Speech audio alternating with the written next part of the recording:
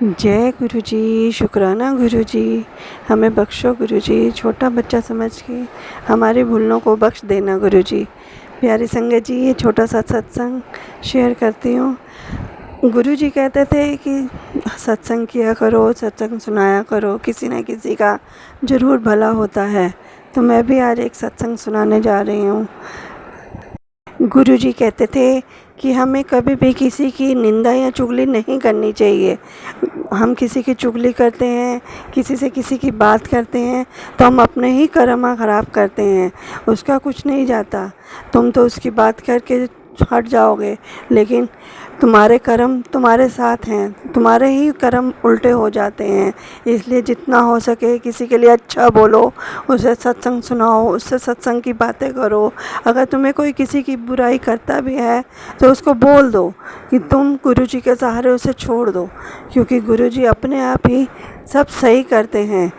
किसी की निंदा नहीं करनी चाहिए हमें किसी के भी आगे।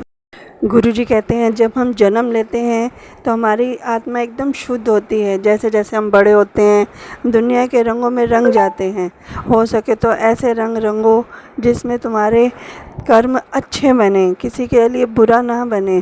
तुम्हारे अगर आगे गंदा पानी रखा जाएगा तो उसको तुम पहले स्वच्छ ही करोगे, फिर उसको पियोगे। उसी तरह अपनी आत्मा को भी शुद्ध बनाओ, भजन करो, पाठ करो, किसी का भला करो, हो सके तो किसी की मदद करो। गुरुजी कहते थे सबकी मदद करनी चाहिए। सबकी मदद करने में जो सुख मिलता है वो तुम्हारे कर्म अच्छे होते हैं, और जो तुम्हारे कर्मों में लिखा है वो तुम्हें तो भुगतना ही पड़ता है। लेकिन अगर तुम गुरुजी की संगत बन जाते हो तो जहाँ तुम्हारे कष्ट होते हैं वो गुरुजी आधे से भी आधे कर देते हैं।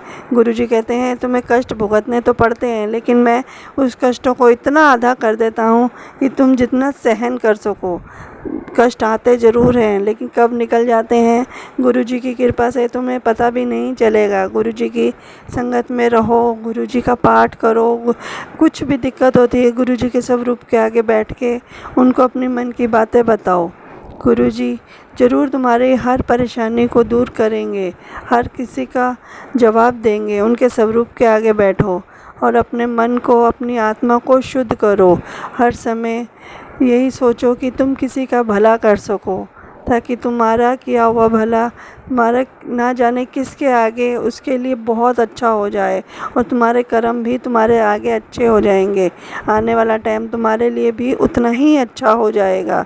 इसीलिए प्यारी संगत जी, कोशिश किया करो, अगर दुख है तो किसी को मत बताओ, सिर्फ़ अपने भगवान के आगे बैठो, उनके आगे अपने दुख प्रकट करो। लेकिन किसी दुनिया वालों को बताओगे तो वो तुम्हारी इतनी समस्या का हल नहीं निकाल सकते जितने तुम्हारे भगवान, तुम्हारे गुरु निकाल सकते हैं। इसलिए जब भी कोई दुख आता है तो अपने भगवान के आगे बैठा करो और जाप करा करो। जय गुरु जी।